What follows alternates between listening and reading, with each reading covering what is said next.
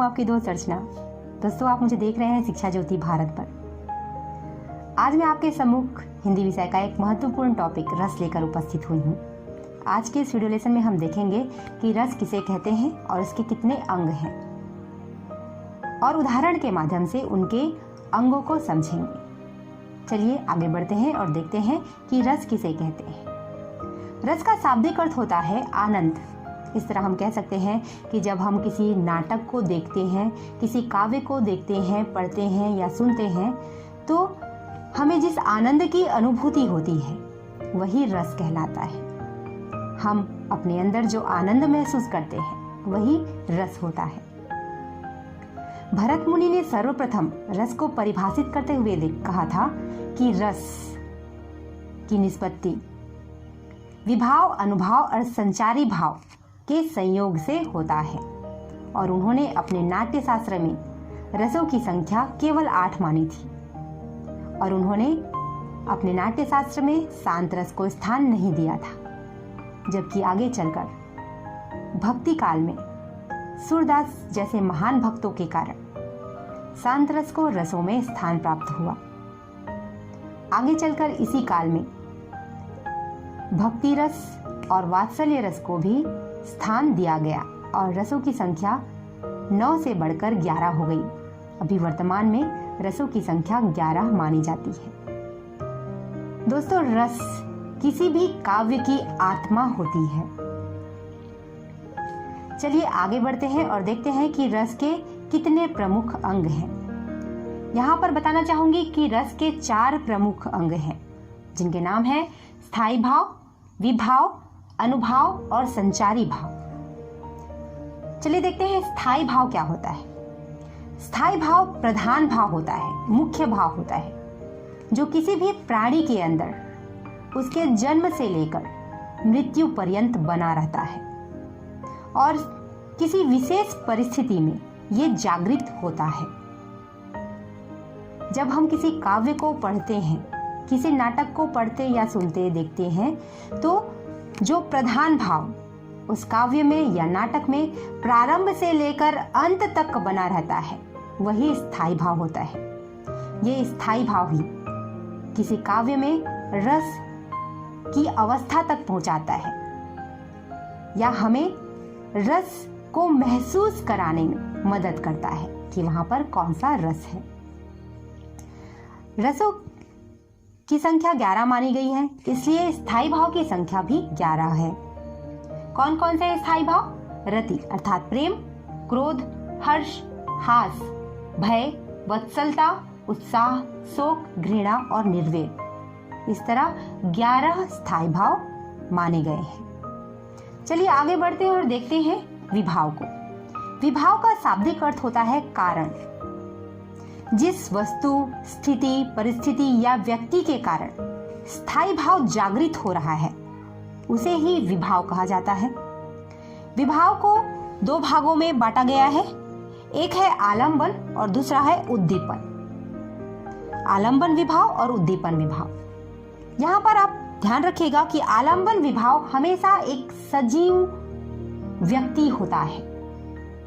जीवित व्यक्ति ही हमेशा आलंबन होता है, जबकि निर्जीव वस्तु या परिस्थिति, स्थिति परिस्थिति वो उद्दीपन विभाव के अंतर्गत आता है। आलंबन का अर्थ ही होता है सहारा देना। तो जिसका सहारा पाकर, जिस व्यक्ति का सहारा पाकर हमारा स्थायी भाव जागृत होता है उसे आलंबन विभाव कहा जाता है। और उस स्थायी भाव को जो वस्तुएं या स्थिति परिस्थिति उद्दीप्त करते हैं, भड़काते हैं, वो हमारा होता है उद्दीपन विभाव। इसके अंतर्गत हमेशा वातावरण, स्थिति परिस्थिति या फिर वस्तुएं आएंगी, और आलंबन विभाव के अंतर्गत हमेशा नायक नायिका। आगे बढ़ते हुए देखते हैं कि आलंबन विभाव को 2 भागों में बांटा गया है। एक आश्रय आलंबन और एक विषय आलंबन। आश्रय आलंबन किसे कहते हैं? आश्रय आलंबन में वह व्यक्ति आता है जिसके मन में स्थायी भाव जागृत हो रहा है, और विषयालंबन में वह व्यक्ति आता है जिसके कारण जिसकी वजह से स्थायी भाव जागृत हो रहा है।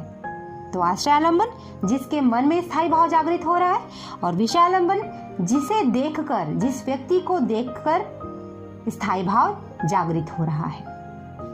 आगे बढ़ते हैं और देखते हैं तीसरे अंग को, जो है अनुभाव। दोस्तों, यहाँ पर जब हमारे मन में कोई स्थायी भाव जागृत होता है तब हम कुछ शारीरिक चेष्टाएं करते हैं,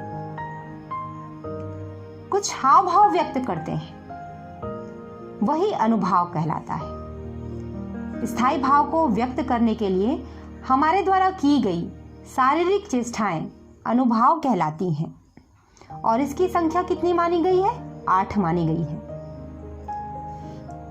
इसे समझते हैं कि जब हमें बहुत दुख होता है तब हम क्या करने लगते हैं? रोने लगते हैं, और ये रोना ही क्या है? अनुभाव है। चलिए देखते हैं अंतिम अंग को, जो है संचारी भाव। संचारी मतलब समझ गए, संचार करना, घूमना, परिसंचरण करना। जब हमारे मन में स्थायी भाव जागृत होता है तो उसके साथ साथ एक और भाव भी हमारे अंदर जागृत होता है, जो स्थायी भाव की तरह प्रारंभ से अंत तक नहीं बना रहता। ये थोड़ी देर के लिए उद्दीप्त होता है और गायब हो जाता है, आता है, गायब हो जाता है। और ये एक ही स्थायी भाव के साथ नहीं आता, ये अलग अलग स्थायी भाव के साथ स्थिति परिस्थिति, अलग अलग स्थिति परिस्थिति में व्यक्त होता है, और सभी स्थायी भाव के साथ घूमने के कारण इसे व्याभिचारी भाव के नाम से भी जाना जाता है। ये तो थे 4 अंग रस के। चलिए अब एक उदाहरण के माध्यम से इन चारों अंग को पहचानने की कोशिश करते हैं। राम को रूप निहारती जानकी, कंकन के नग की परछाही, याते सब सुधि भूल गई, कर टेक रही पलटारत नाही। दोस्तों, ये प्रसंग उस समय का है जब माँ सीता और भगवान राम का विवाह हो रहा है, और भगवान राम वर के रूप में माँ सीता के सम्मुख बैठे हुए हैं। ये तुलसीदास द्वारा रचित दोहा है, जिसमें तुलसीदास जी ने उनके विवाह का वर्णन किया था। तो यहाँ पर भगवान राम जब सीता माता के सम्मुख बैठे हुए हैं, तो सीता माता अपने कंकन के नग पर भगवान राम के प्रतिबिंब को देखकर बहुत हर्षित हो रही हैं और उसको बहुत प्रेम से निहार रही हैं। सब कुछ भूल गई हैं उस प्रतिबिंब को देखकर, और अपने हाथ को इस तरह से टेकी हुई हैं और कंकन के नग पर पड़ने वाले भगवान राम की प्रतिबिंब में इस तरह डूबी हुई हैं कि वो एक पल के लिए भी अपनी आंखें वहां से हटा नहीं पा रही हैं, उन्हें देखना बंद नहीं कर पा रही हैं। तो चलिए देखते हैं इस दोहे में इन चारों अंगों को। यहाँ पर दिखाई दे रहा है, ये जो हमारा दोहा है वो किससे संबंधित है? श्रृंगार रस से। श्रृंगार रस से संबंधित होने के कारण यहाँ पर क्या बताया गया है? भगवती सीता का भगवान राम के प्रति प्रेम। तो यहाँ पर कौन सा स्थायी भाव है? रति, जिसे प्रेम भी कहते हैं। विभाव, विभाव में हम देखते हैं आलंबन। आलंबन के अंतर्गत आश्रय आलंबन। आश्रय आलंबन कौन है? किनके मन में भगवान राम के प्रति प्रेम उमड़ रहा है? भगवती सीता। तो माँ सीता हुई आश्रय आलंबन। और विषय आलंबन, माँ भगवती सीता किसको देखकर, किसके प्रति उनके मन में प्रेम जग रहा है? विषय कौन है? भगवान राम।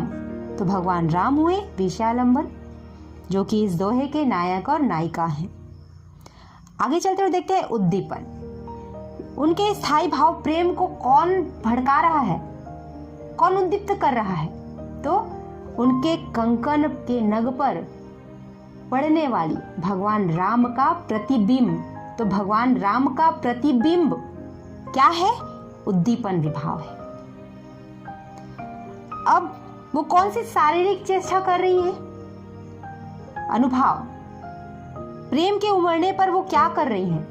प्रतिबिंब को देखने का काम कर रही है ना, और कर को टेकने का। तो कर टेकना और प्रतिबिंब को निहारना, ये अनुभाव हुआ।